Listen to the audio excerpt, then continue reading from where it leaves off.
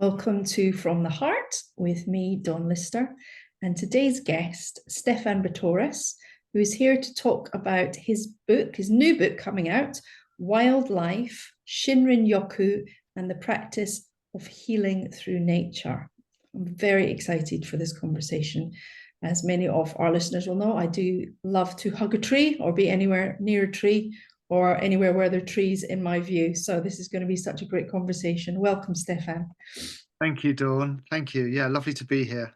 Oh, I'm just going to share with our listeners your biography because it is so beautiful and interesting. So I thought better than anything I can say, I'm going to read it out. Okay.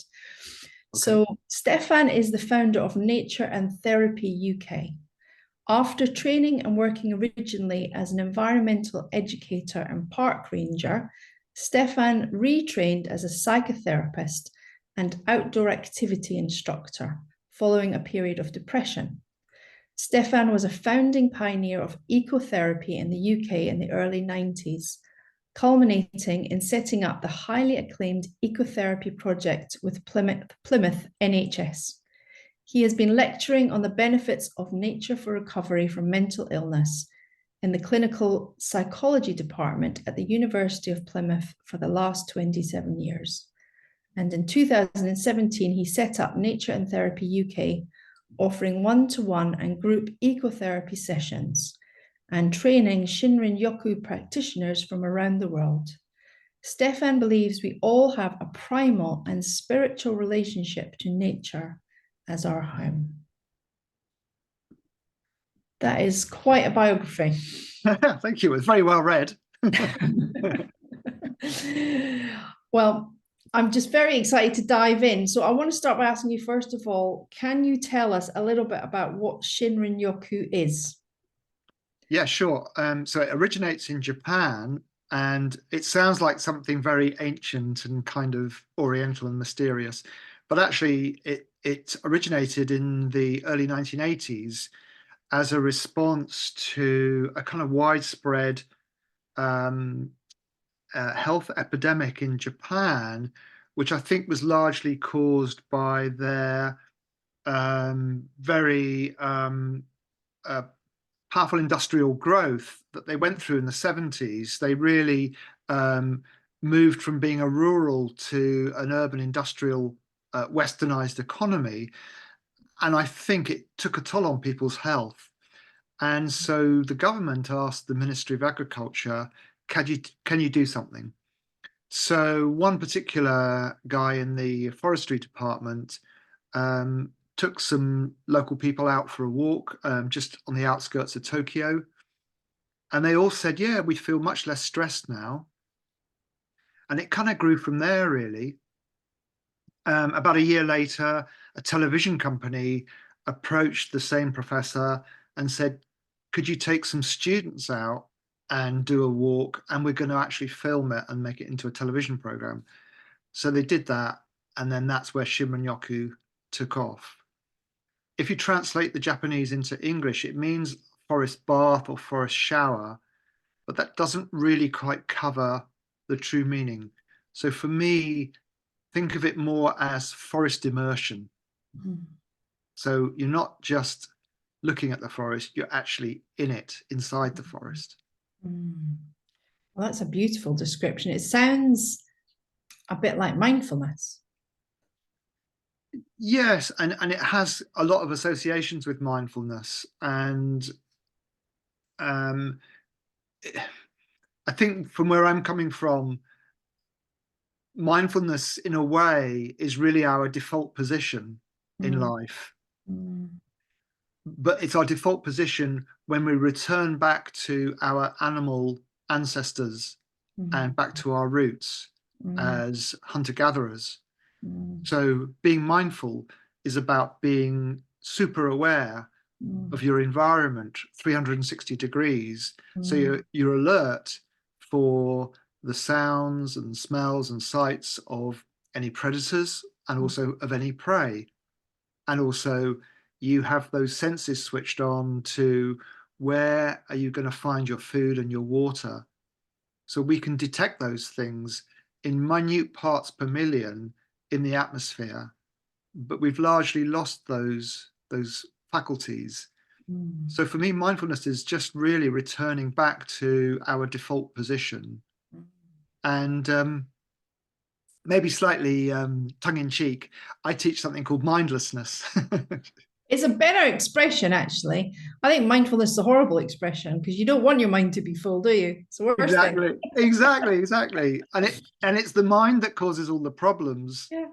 So actually, we need to come back into our bodies. So we need to be bodyfulness. Yeah, that's good. So yeah. Yeah, because when, I don't know, I'm sure many of our listeners will feel the same. There's just something so decompressing about going into nature. Yes. Just taking a moment, and I don't know whether it's, and you'll have more understanding of this, I don't know whether it's the act of choosing to do something different, so you're disengaging from all the stimulus, or maybe and it's being in an environment that speaks to our true nature. What do you think?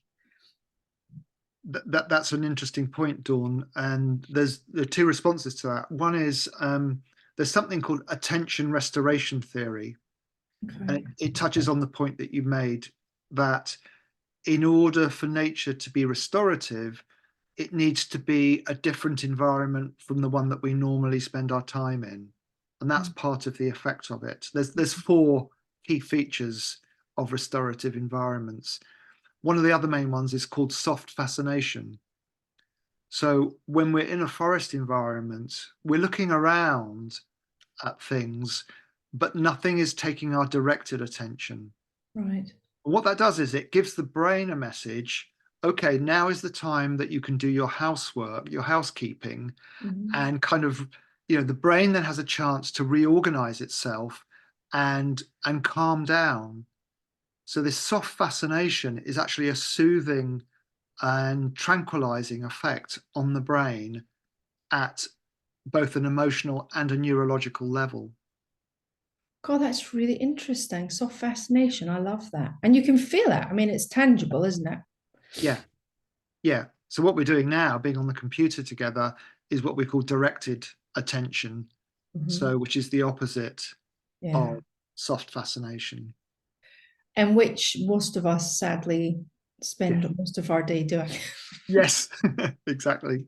Yeah, yeah. So, um, it there is this thing about being out in nature where we feel we are somewhere different, and I've just been actually writing an article about how when we leave our homes and our familiar environments and we go off into nature, into the woods or the beach or wherever, um, we actually pass over a kind of invisible threshold between our cluttered, neurotic, technological existence. We move into our ancient, calming, soothing, a non-stimulating environment, or stimulating in a way that's commensurate with how we're designed. Yeah. It's so interesting you say that, how we're designed. Whatever your belief system is around whether, there's a designer that made all human beings and the earth, and or not, we certainly have some kind of code in us that thrives better in one environment than another. And my reason for season 5 being all about our connection to the earth was particularly noticing that during the pandemic, when we were slowing down, and hopefully, I mean, we had other stressors, the anxiety of what was happening around us, but we perhaps weren't so busy, and perhaps, weren't in our cars so much, weren't traveling so much, life slowed down, people were walking, they were in forests more. We felt different, and the environment felt different. And I noticed that as soon, and I kind of suspected this would happen, but as soon as we came out of it, people went back to how they were before, and things ramped up again. And I just thought, the further away, for me, the further away we get from connection to the natural environment, the way we're meant to live simply as human beings. So we're not designed to be inside a building. We're not designed to have prepackaged food.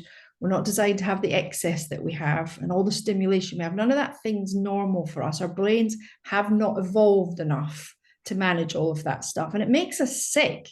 And I think it makes us sick on so many levels. So I wanted to talk to as many people as possible who had a deeper understanding of what that disconnect meant.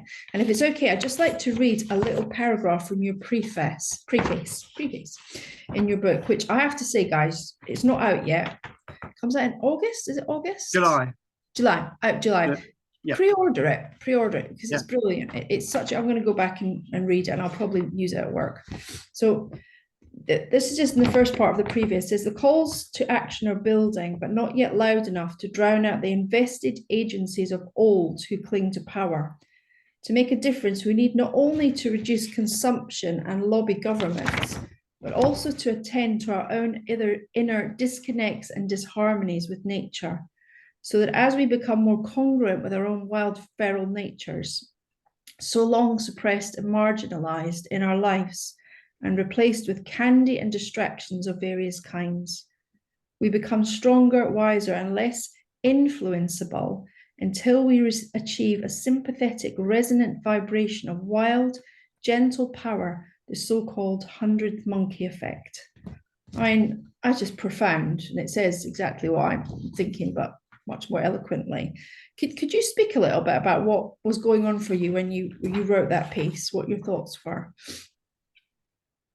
Yeah, I think, I've spent about 60 years just wandering around in nature, just looking and observing and feeling. And then I come into the human world and I see what's going on there, and I feel it viscerally in my body as a sharp contrast. And I think that the evidence is so strong now that climate change is happening and we are on a path to destruction, and we can stop it. We were shown with the pandemic how quickly we can put things in place to create change. So there's not a lack of resources there, but there's just this investment in keeping everything as it is, for profit, for capitalism.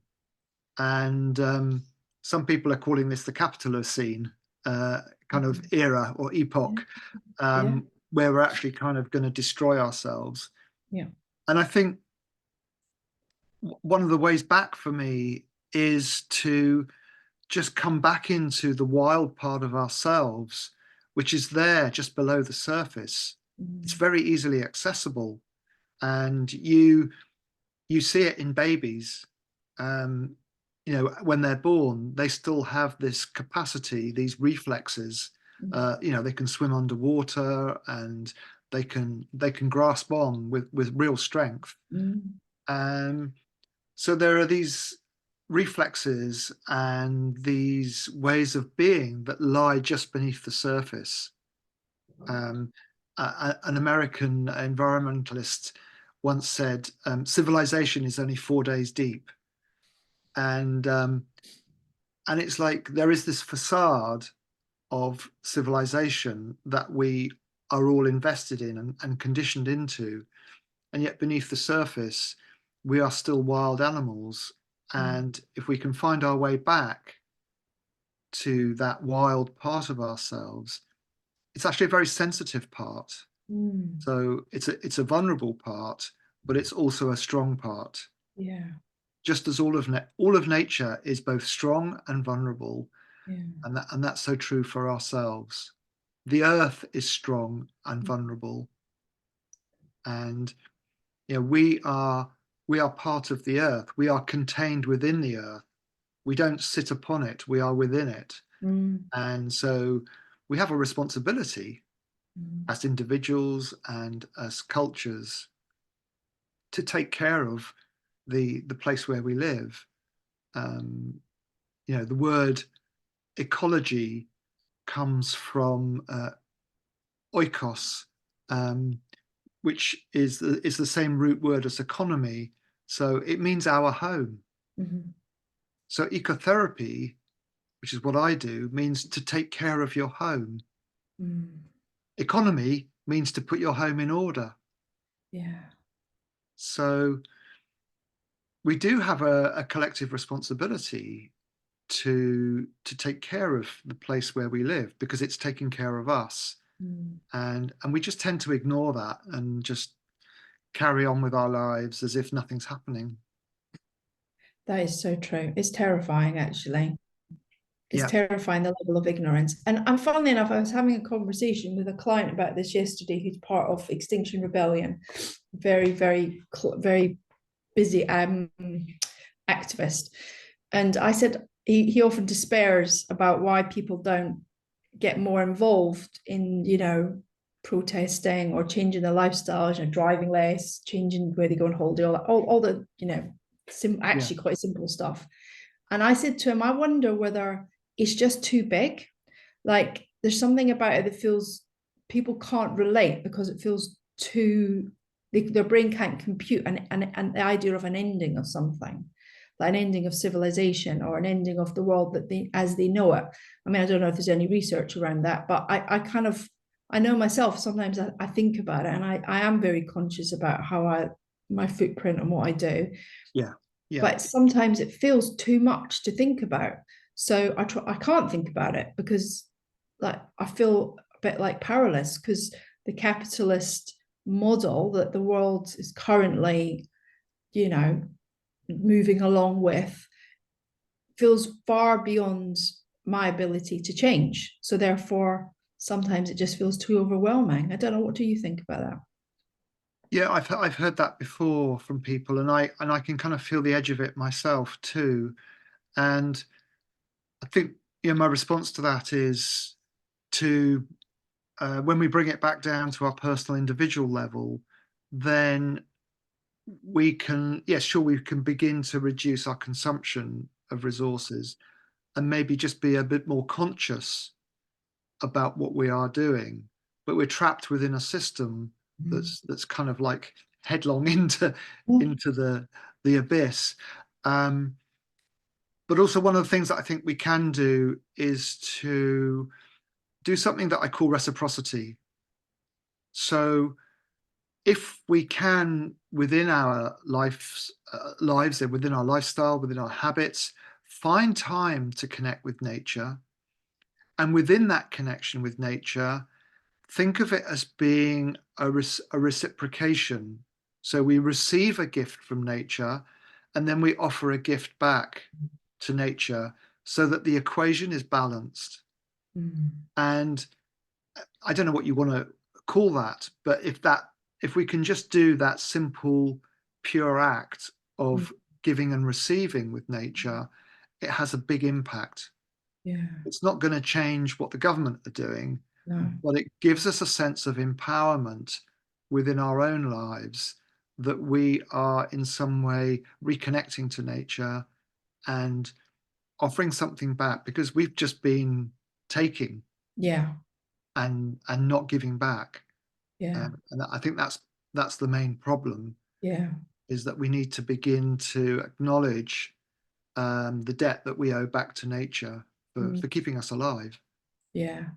And listening to that, what I hear is we need to develop a relationship with Yeah. nature. And Yes. and when I say relationship, I mean a reciprocal relationship. So we're all in relationship with it because we without it we'd be dead. Without trees we'd be dead. Without water we'd be dead. Without an environment that keeps us safe. Without extreme weather we'd be dead.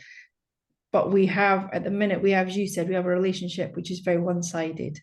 Whereas, and I think people kind of don't necessarily, not, I'm being very generalistic, but some people, particularly, manufacture and government and capitalism, they see the environment as something that they take to produce more wealth. They don't see it as something that is our home and that we actively Yeah. need for our physical, mental, and spiritual health. Yes, exactly. That's exactly the problem, Dawn. And I hope I'm not being too controversial here, but the origin of that comes from our Judeo-Christian belief systems that have been developed over the last 2,500 years. Mm-hmm. So we've we've we've evolved in the West with this notion that nature is just there as a God-given resource for us to make use of. Yeah. Whereas the philosophies that originate from the East take a different approach. So they're more interested in what they call harmonizing. So their philosophy is about how can I blend my energy with the energy of nature so that what I'm doing is in the flow of nature's flow, Yeah. and then life becomes effortless. Yeah. Whereas here in the West, everything is about striving and achieving and kind of having dominance and domination over nature to achieve something. Whereas the Oriental philosophies are more about let's move in harmony with nature. Think about Tai Chi, for example. Mm. It's about moving the body in a very conscious, deliberate way in balance with nature, mimicking the movements of some of the birds and animals. Yeah.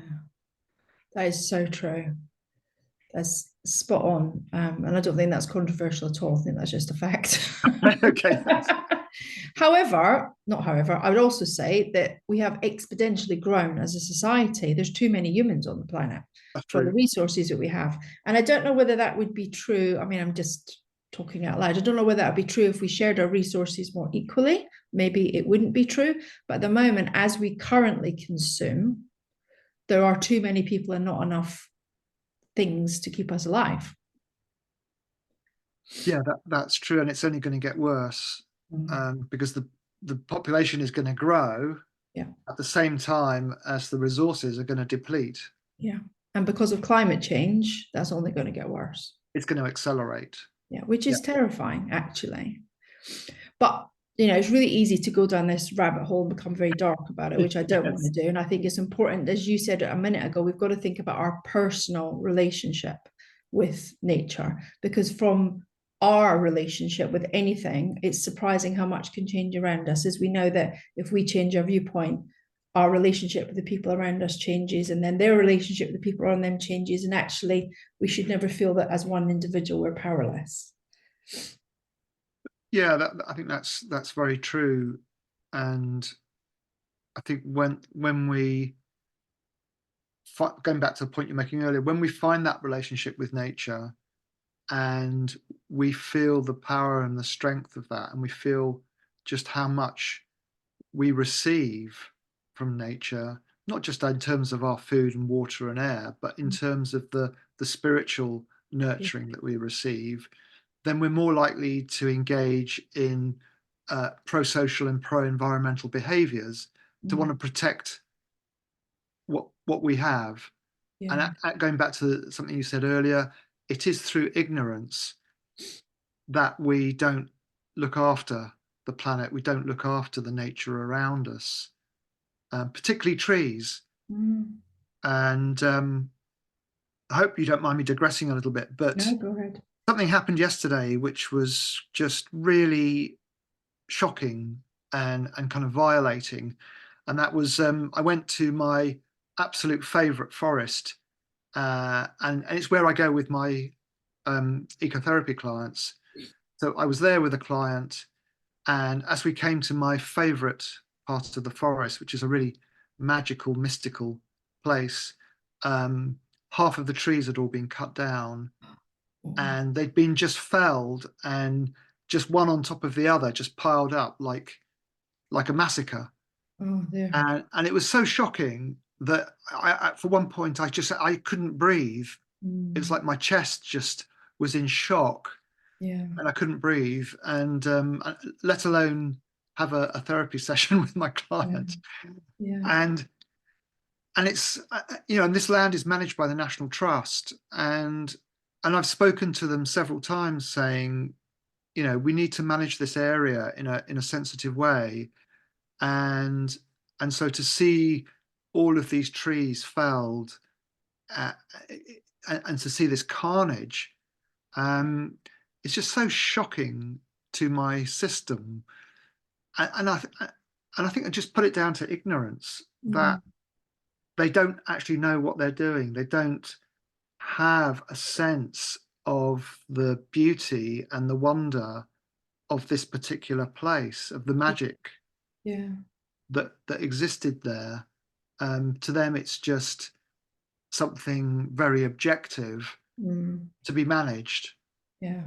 So that's part of our problem, is that we have this mental disconnect, an emotional disconnect from nature. I can give you many examples. My neighbor decided to cut the tree down that I'd watched grow all the time I've been living here. She said, "I'm going to cut the tree down so that my children don't fall out of it." What? Yes.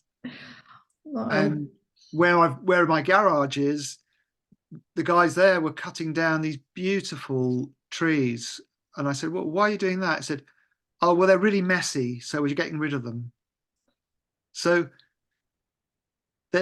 there's a higher degree of ignorance within the population, and it's just down to this disconnect. You've read my book. There's this little short chapter about thuggery, saying we're basically just brutal thugs Mm. as Homo sapiens. We're not particularly sensitive.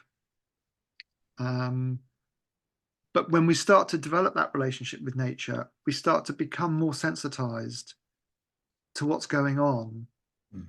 And that sensitivity is a double-edged sword, because we begin to appreciate the beauty and the subtlety of what's around us. Yeah. And then beyond that, we see how everything is connected to everything else. So at a cellular level, up to a cosmic level, everything is interconnected and interwoven, and everything is interdependent on everything else. Yeah. That's the bit that we're in denial about. Yeah. Um, so that sensitivity also means that we, like myself, we react emotionally with distress to what's being done to the planet, Mm.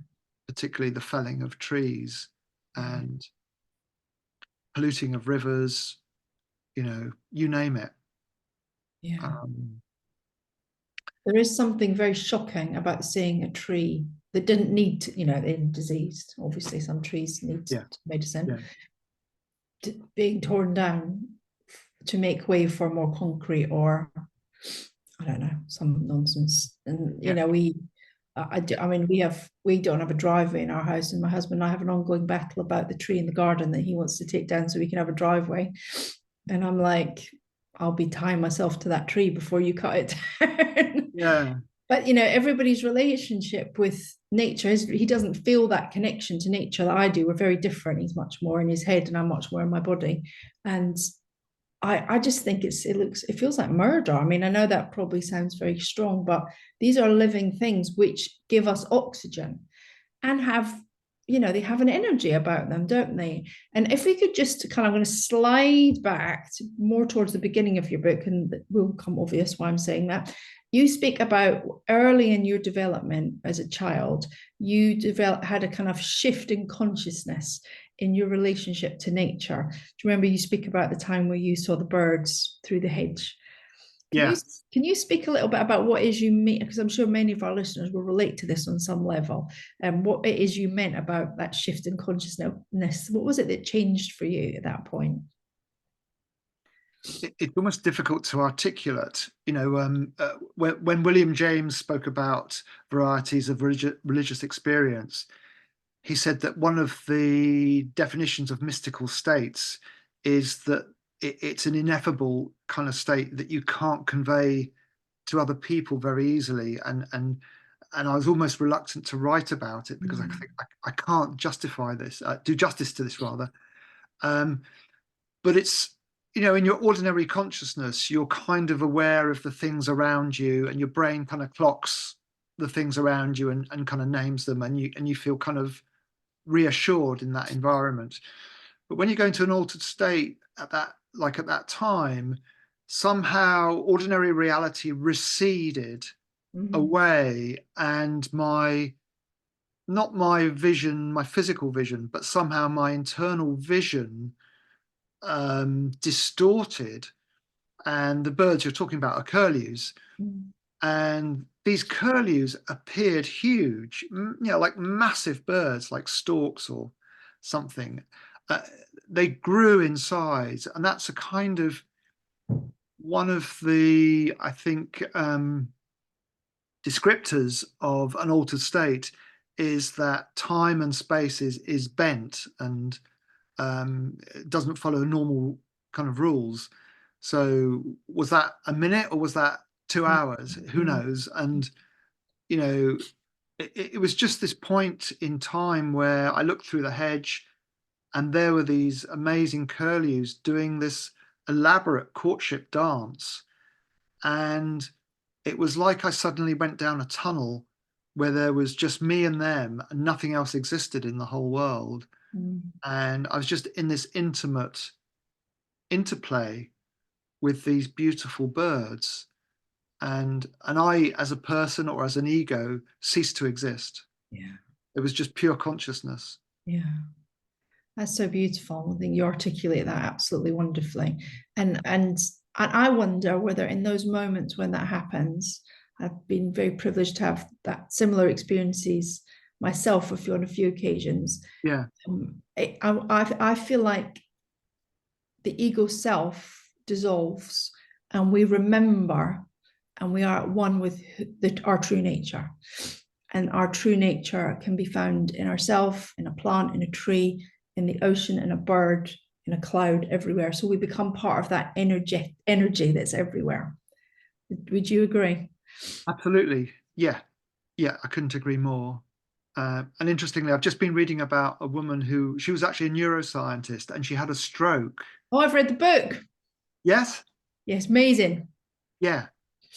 So that idea that she talked about, that she found herself in a kind of profound state of peace Mm, and joy in connection to the world and the universe.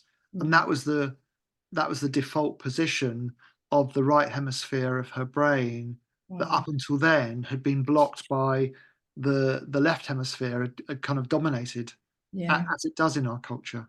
yeah, amazing. Stroke of Insight it's called, isn't it? That's right. That's Yeah. it. Yeah. Another one to read, guys. Maybe we'll ask you to be on the podcast. Yeah, really good book. Yeah.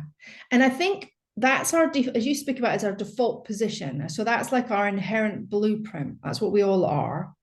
And in that place, there is only feelings of compassion and connectedness.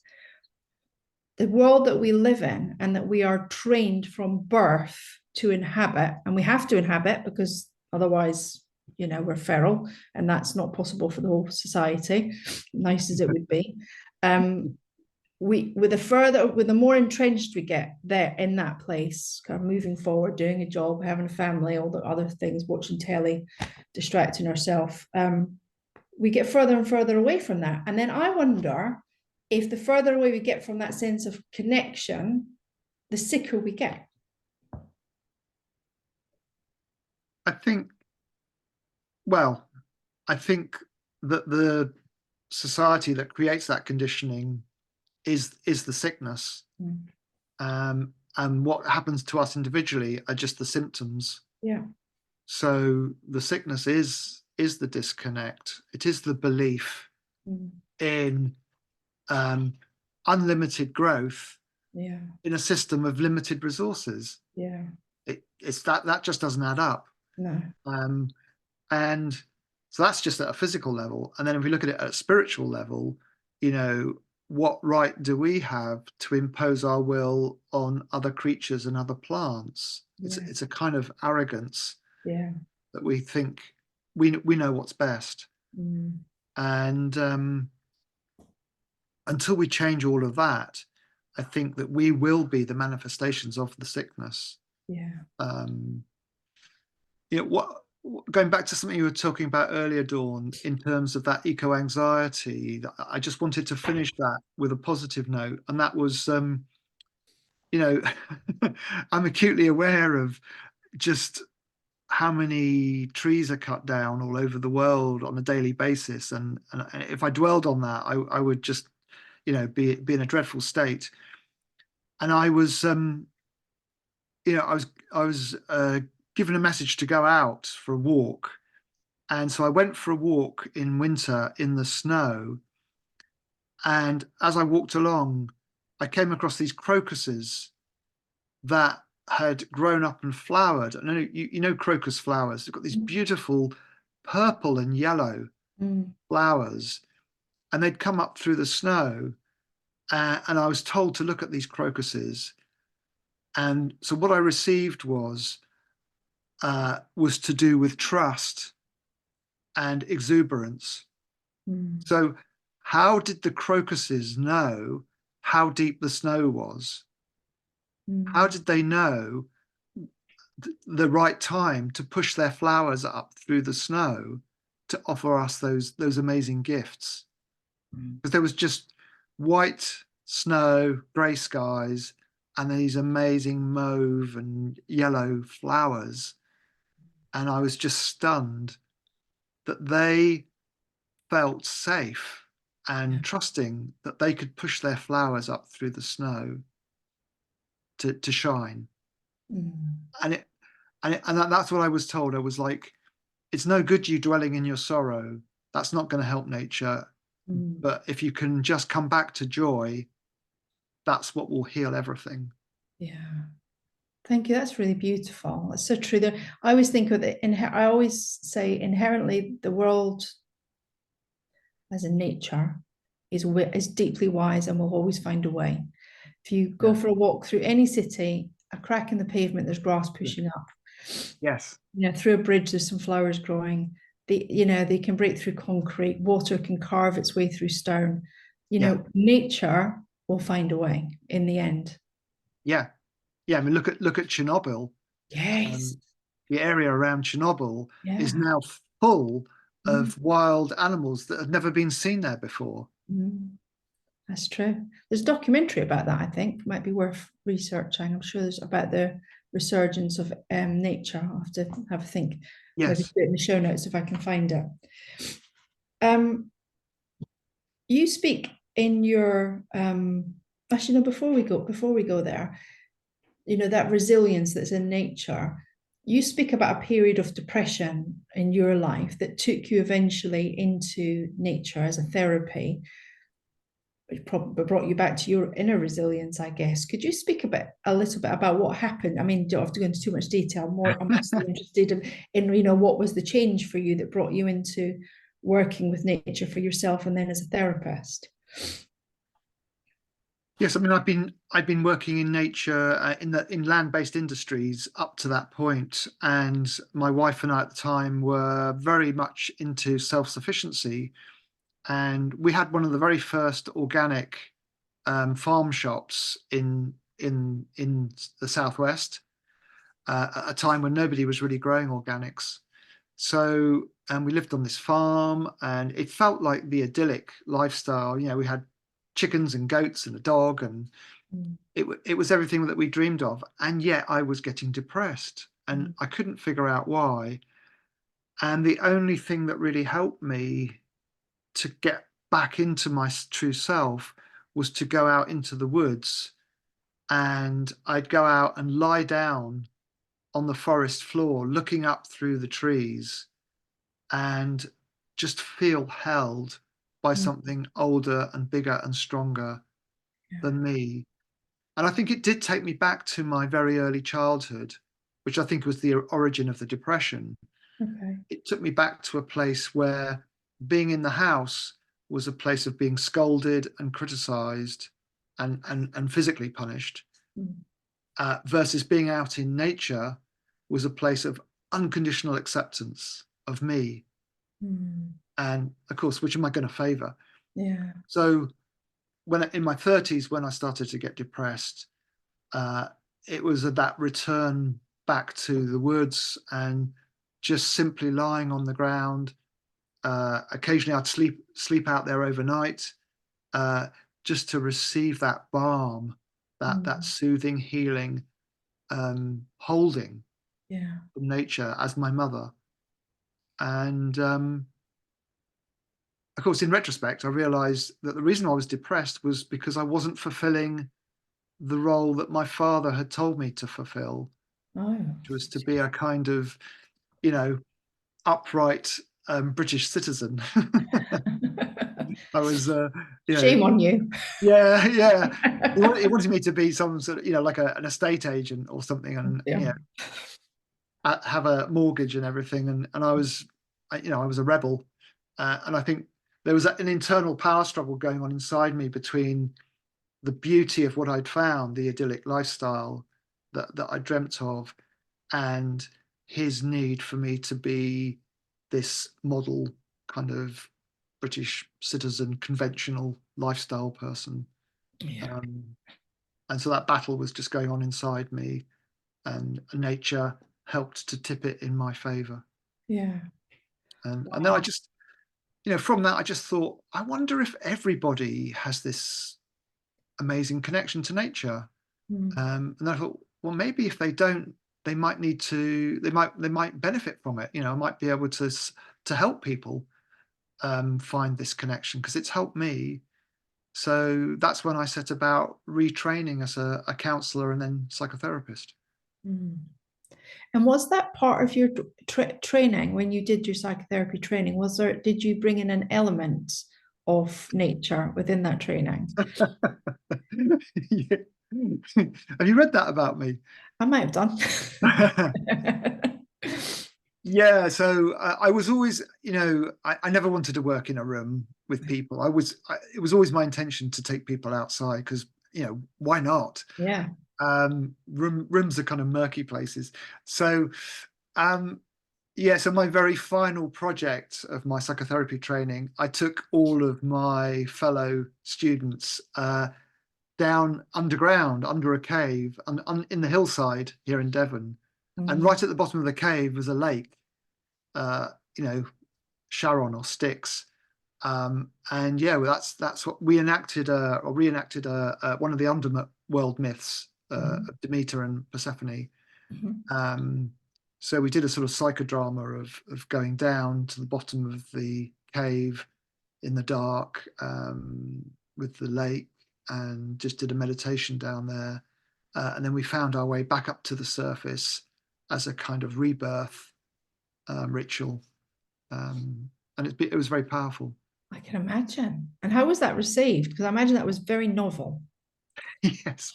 Well, bear in mind that my fellow trainee psychotherapists were all very nice middle-aged ladies, and this was well outside of their comfort zones, Yeah, I'll bet. and they absolutely loved it. Mm. Um, in fact, one of them refused to go down, and it was interesting because she said, "No, I'm not going to do that." Maybe she felt there was some peer pressure or something, but she said, "No, I'm not going to do that." And I said, "That's absolutely fine. You can be the gatekeeper. That can Mm. be your role. You can wait for us and welcome us back out." Yeah. I think I gave her a drum for a Beautiful. heartbeat, and so she had a role. And actually, that decision of hers to say no was the first time that she'd said no in her Mm. life, and it Mm. completely transformed the direction of the rest of her life. Wow. So the whole thing was very powerful, and people would still kind of mention it many years later.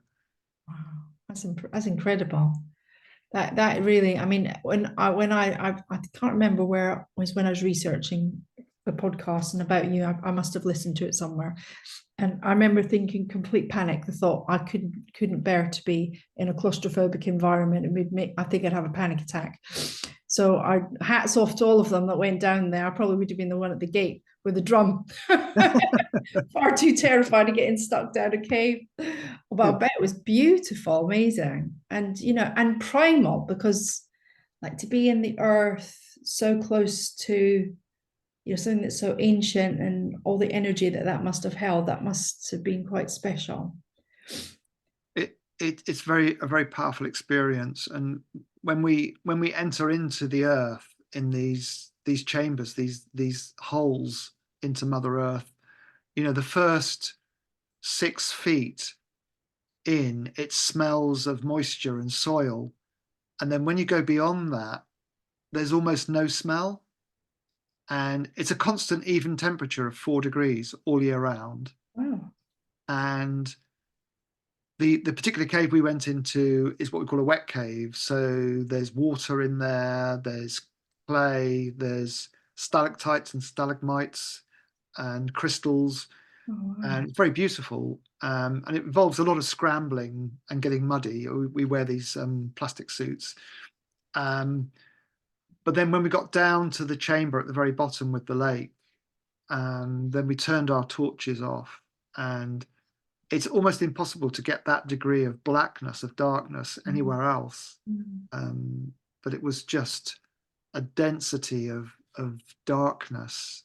Um, but but everybody felt really held and very safe and very respectful of what we were doing.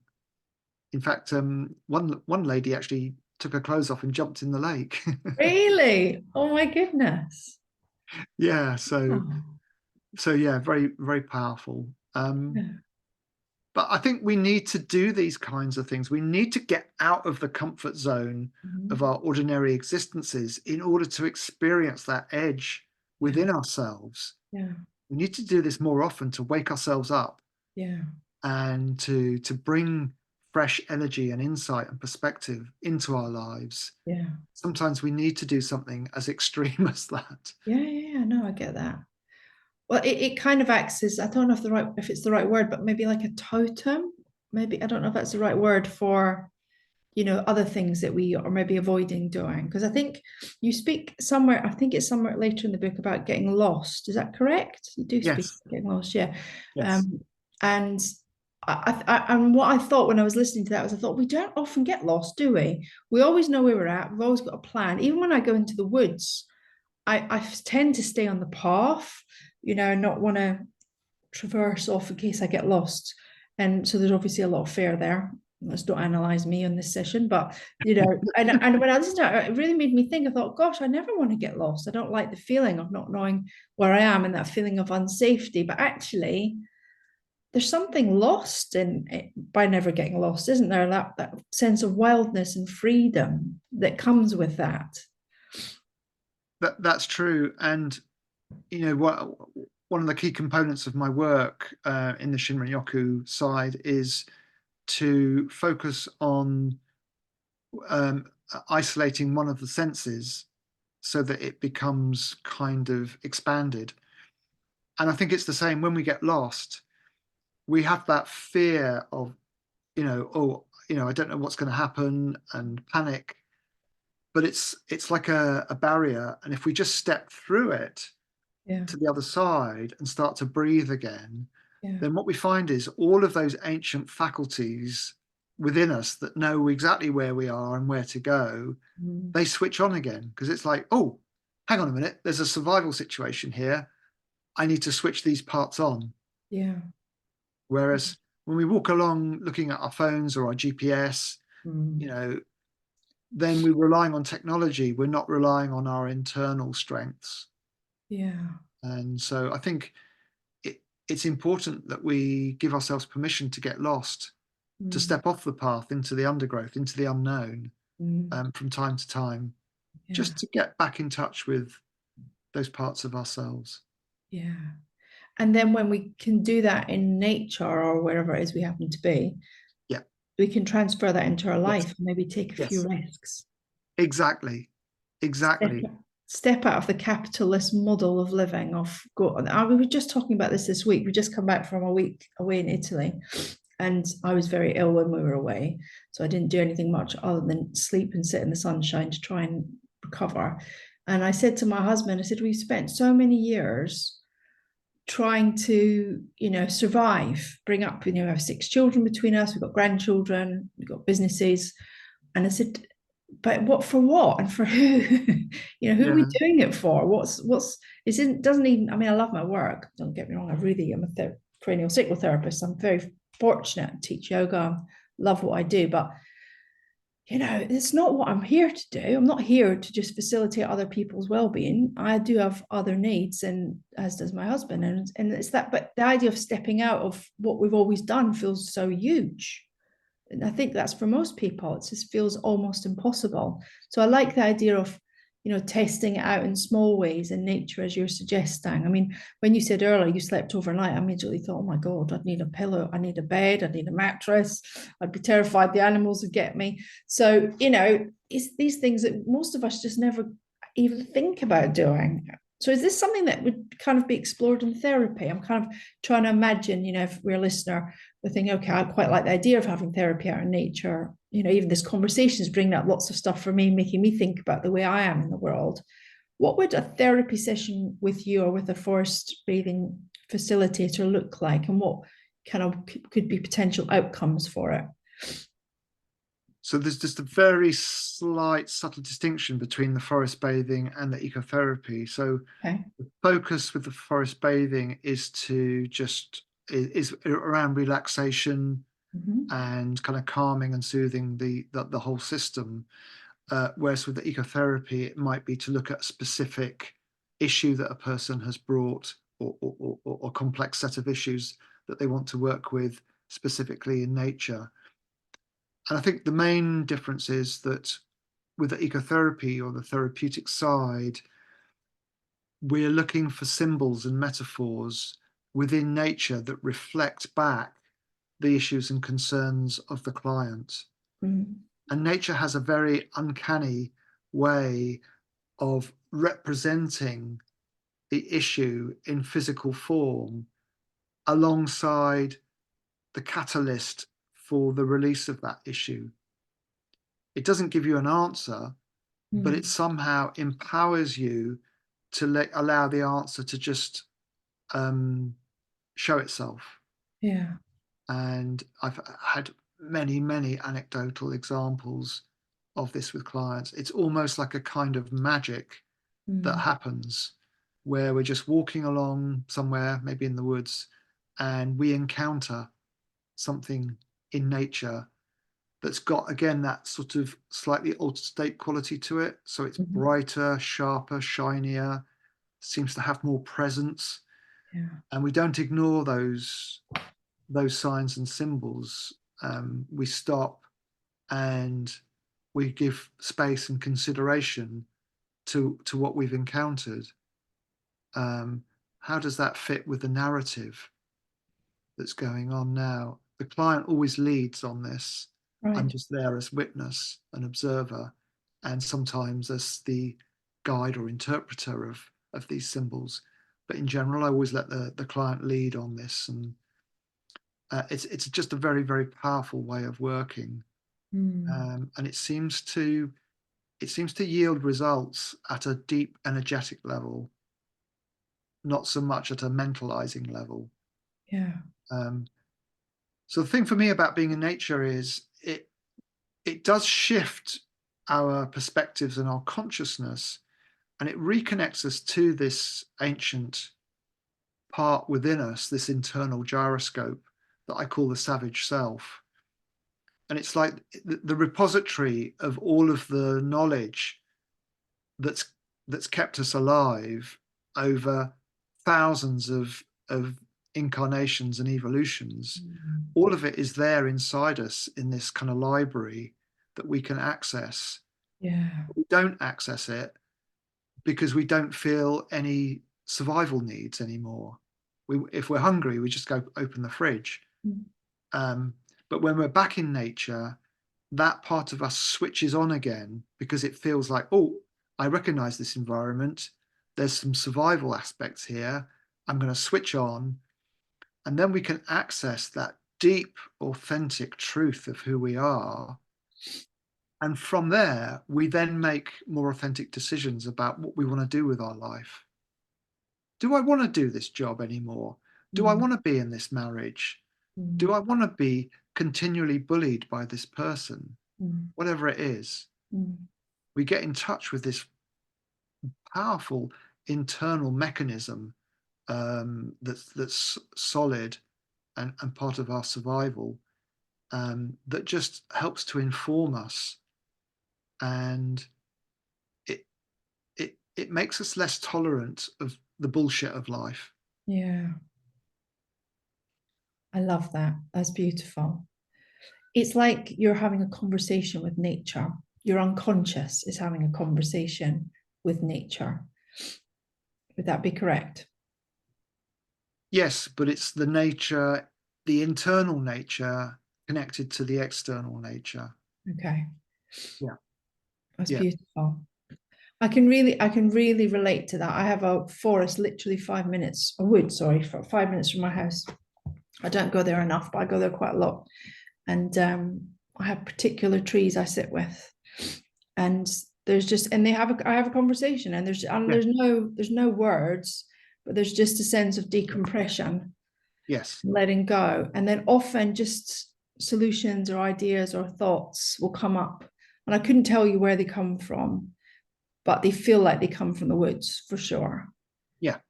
And that's definitely my safe place to go to more. I mean, I love to be at the beach also because I like being in the water, but for my mental well-being, definitely being in woodland is very, very, very important. I mean, if we think about it, we haven't touched on this, and I don't remember if I read this in your book, but I might have done. But underneath the trees, we have all the mycelium and all the connection, and how Yes. I think you speak about how woods and forests are in conversation with each other, and they look after each other, don't they? So trees, Yes. some as they're dying, they might look after the other one, and they'll withdraw. If there's a disease, it'll withdraw, and if they need something, they'll communicate with another part. And there's this constant conversation happening in the forest where they're taking care of each other and looking after the whole ecology, and it That's happens right. under the earth and above the earth and in the trees. So they're not just these things that are standing alone, but everything's so interconnected. And I really believe we're part of that. I think the energy that's in us is also within that, and we can't separate it. Yeah, that's true. So if you think of it in terms of, when we walk into the forest, we're actually, think of it as being, we're entering into the belly of this large sentient being. So we're inside the belly of the forest, Yeah.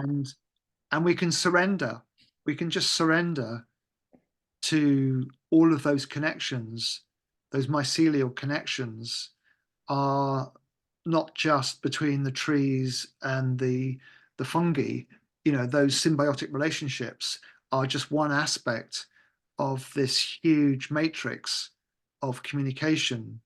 So the flight of the insects, the calls of the birds, the movement of the leaves in the wind, even the interplay of sunlight are all part of the dynamic movement of this sentient organism.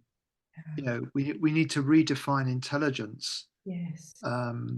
to see that the forest is this living, breathing, sentient being that's constantly balancing out its homeostasis. And each component, each creature and each plant within the forest has evolved that relationship over millions of years. The trees are our older brothers and sisters. Yeah. And we've got, I think we share about 16% of our DNA with trees. No, do we really? I did not Yeah. know that. Yeah. Gosh.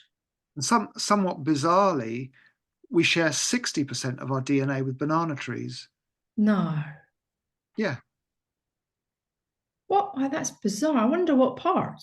That's really. I'm trying to think which bit of me is tree like. How bizarre. That's so interesting.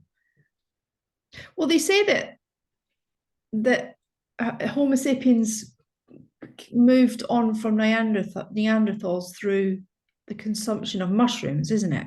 They say that grew the connections in the brain that helped our intelligence to grow. So, we're part of that, just that big ever evolving species. We feed from the earth and it does something for us. Yes. And I guess if we were to, I always think, the more you come away from natural products in terms of what we eat and consume, the further away from it, the more manufactured and processed we get, the less goodness is in there. And so that will have an effect on our physical health for Yeah. sure. Yeah, absolutely. Yeah. Yeah. The closer to source we can get our food, the better for us, definitely. Yeah. And keeping the soil as well nourished as possible, because sadly, so much of our soil is becoming depleted. But I really like your theme that's kind of run through this whole conversation, is that you know, we've got to show respect for the land that we live in, and that we can't become hopeless about the fact that a lot of people aren't doing that, that we personally have to nurture that relationship and show respect to it. And you speak towards the end of the book about going into, you know, if you go into the forest with an intention to, you know, perform a ritual or be involved in just, I don't know, forest bathing or whatever it is you're going to be doing, to really think about your footprint as you go through, what you leave behind and what you take away. Yes. Yeah, and it comes back to that reciprocity thing of it's like any relationship that we have with another person. You know, we can't just be just taking from that person. Yeah. You know, if we can recognize what we receive from that person, and then we feel like we just want to give to them, and then they give back to us. It's, you know, it's magic. It is pure magic. I'd love to read a poem that you've written. I hadn't heard, not you've written, that you included in your book. It's Okay. called Senses by Nan Shepherd. I had heard of Nan Shepherd, but I've never read this poem. It really spoke to me. It says, the whole skin has this delightful sensitivity. It feels the sun, it feels the wind running inside one's garment. It feels water closing on it as one slips under, the catch in the breath, like a wave held back, the glow that releases one's entire cosmos, running to the ends of the body as the spent wave runs out upon the sand. This plunge into the cold water of a mountain pool seems for a brief moment to disintegrate the very self. It is not to be born. One is lost, stricken, annihilated. Then life pours back. It's beautiful. Oh, that's fantastic. Thank you for reading that. Oh, it's wonderful. What made you put that in? What was your, do you remember what your feelings and thoughts were around that? Because it really touched me. Nan Shepherd's one of my heroes. You know, what an amazing woman. What an amazing woman. And just her writing is the closest that I've found to touching the spirit of what I experience in nature. She's really got it. She's really found it, and far more eloquently than I can write about it. You know, she just touches on that spiritual connection with you know, she lived in the Cairngorms, or she actually lived in Aberdeen, but she spent all her spare time in the Cairngorm mountains, and she developed such an intimate, almost erotic relationship to those mountains that that really spoke to me, you know, when I read her book, The Living Mountain. Yeah, so I would have just put so many more of her quotes in, because yeah, a wonderful person and an amazing writer. Yeah, that's a beautiful book. Actually, I bought that recently. I haven't read it yet. It's on my huge pile of books to read. And, Yeah. and having now read that excerpt, I will certainly delve into it. You know, I'm really grateful for the opportunity to have this conversation with you. It's been so interesting. It's as we bring it to a close, I would really urge people to consider, you know, seeking out more time in nature, maybe considering ecotherapy for themselves as an alternative perhaps to the traditional talking therapy. I think it would be incredible. And maybe finding somebody that offers forest bathing as a maybe as a starting place would be good. What are your thoughts? What would you say to our listeners about, you know, the potential of using these tools that we've spoken about in their own lives? What would be your thoughts? Yeah, we have so many people come on the training courses and come on the events that we run that say consistently, oh, you know, I've been walking in the woods with the dog all my life, but this is the first time that I've really begun to notice things, and I'll never be able to see the woods in the same way again. So it's about changing or re-establishing an authentic relationship with the forest, where we actually see it as a friend and a companion in our lives, and somewhere that we want to continue to go back and visit, but with that sensitivity to every slight nuance of what's taking place. The forest is different every single day. You go to the same forest, it's always different. The light, the winds, the sun, the movement of the plants. It's just incredible. So I think it's just encouraging people to go out and experience the woods in a different way, in a new way. It, you know, it just shifts perspective on everything. Yeah, it really does. And what I notice when I go into, and it actually irritates my husband beyond belief, but I can't move quickly in the forest. I mean, I don't move quickly anyway. I'm quite a slow person, but I'm so slow because I want to feel the heartbeat of the earth under my feet. And I'll quite often just stop and just pick up a stone or sit under a tree. And you're like, what are you doing? Am I having a little chat with this tree? It's like, oh my God. But it slows me down. And I feel like it slows me down to the pace that I need to be at. I don't know what you think, but I feel like sometimes I'm quite happy for a slow stroll, and other times I'll only get like 10 feet in, I'll sit down, I'm like, no, I just need to stop. I just need to be here. That's all I need to do is just sit and let the dappled light fall on my face, and I can feel my nervous system start to regulate. Yeah. Yes, and I guess one of the things I haven't talked about is on the other side of the equation of the forest bathing or the Shinrin Yoku is the physiological effect of being in the forest, and that is that when we breathe in the atmosphere within a forest, the chemicals that the trees emit again have another tranquilizing effect on the brain. Wow. So these specific chemicals are released in an aerosol form by trees and by all plants.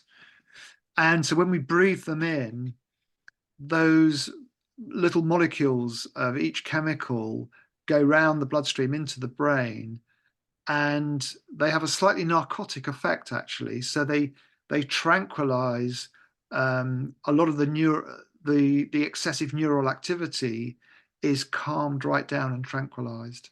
Wow. So you get that visual tranquilization from the soft fascination, and you also get the chemical tranquilizing effect from the tree chemicals, which are called phytoncides. Phytocides. Phytoncides. Phytoncides. That's fascinating. I often think I spend far too much time in hospitals, sadly, not for me, for other people. And whenever I'm in them, I'm always struck by how the environment inside a hospital feels so anti-well-being. And I wonder what it would be like if hospitals were put in grounds where there were just loads of trees all around. So every window that you could see out of, there were trees, and there were areas for people to sit in. Could you imagine how much better people would get how more quickly they would improve if they were in the natural environment? Yeah, well, that's how hospitals used to be a long time ago.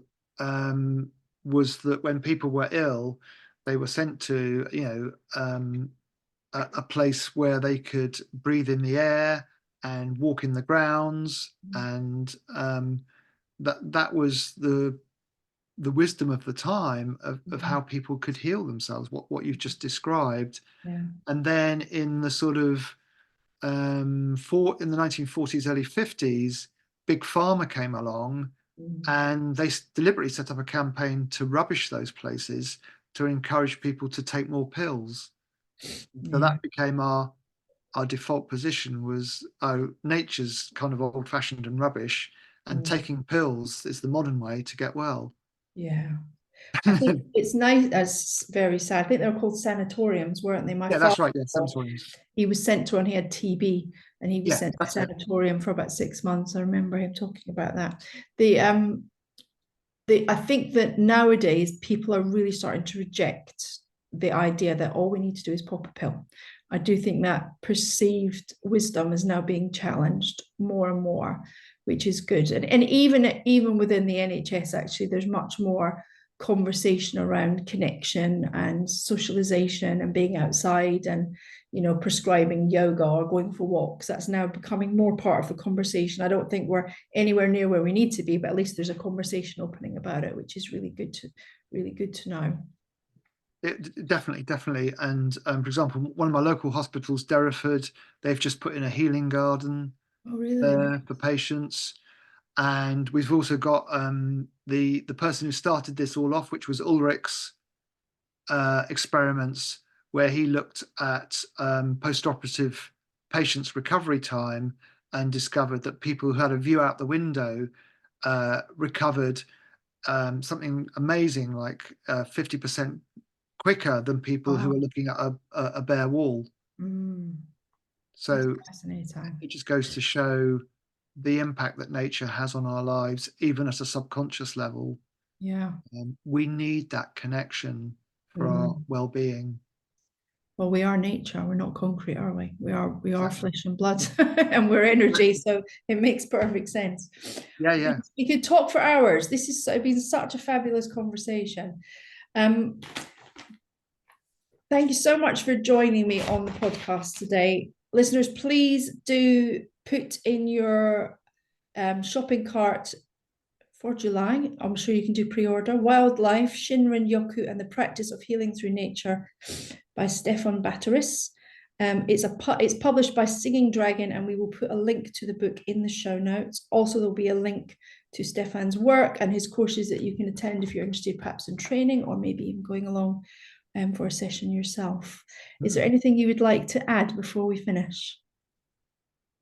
I think just one of your questions that you mentioned prior to the podcast was about Gaia, and I think if we can come back to remind ourselves of what an incredible miracle life is, just the fact that this planet exists is an incredible miracle.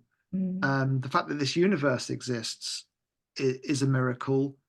Again, if you read the book, it talks about how many billions of times the universe nearly didn't exist or failed to get this one time. And I haven't talked about it, but the way that the Earth became formed, its distance from the sun, its distance to the other planets, has all contributed to life existing here. It is such an incredible miracle, and I think, as John O'Donoghue says, our social reality deadens us to the miracle of life, and I think if we can just go back out into nature and just spend a moment to look at something, just a blade of grass or an insect, and remind ourselves of the beauty of the miracle of life, then it's going to change our day. Going to change our perspective on all of life, really. You're so right. And when you speak to that, what I feel is like there's an inherent wisdom in that creation. I mean, I don't personally believe in a God that made everything and that's kind of looking after us all, but I do believe that energy is inherently wise, and there's some kind of, I don't know, co-creation constantly happening all the time. And I guess what we feed into it is what we're given back. It's fascinating, isn't it? Exactly. Yeah, I completely agree with you, Dawn, that even if you took a purely scientific perspective, and you'll see it in my book, there is an inherent wisdom in everything that is happening and the co-creation of life going on all the time. And that intelligence, that wisdom, is reflected at every level of existence, from the micro. We have spirals and fractals, even right down into the DNA, all the way up to the formation of galaxies. Yeah. Oh, I love that. Brian Cox does some pretty incredible documentaries. I'm sure you've seen them. Yes, I have. Yeah, they're amazing. It's just, you can just go down and Carlo Ravello, I think it is, the author who speaks about time, scientist, really interesting. His books on time, absolutely fascinating. You could spend your whole life just consuming information. Yes. Yeah. Thank you so much for this conversation. It has been really, really wonderful. I'm so honoured to have had this time to talk to you. And I really hope our listeners have enjoyed it. Please do consider leaving a review. It massively helps to help our podcast be shared with more people. And these kind of conversations are so important. As you notice, there are no adverts on this podcast for a reason. It is my gift to you. And I hope that you will perhaps consider sharing it with some of your friends or your community, because we would be super grateful. And thank you, Stefan. Please take care. And thank you to everyone who's been listening from the heart. And we'll see you next time. Thank you, Dawn. Thank you.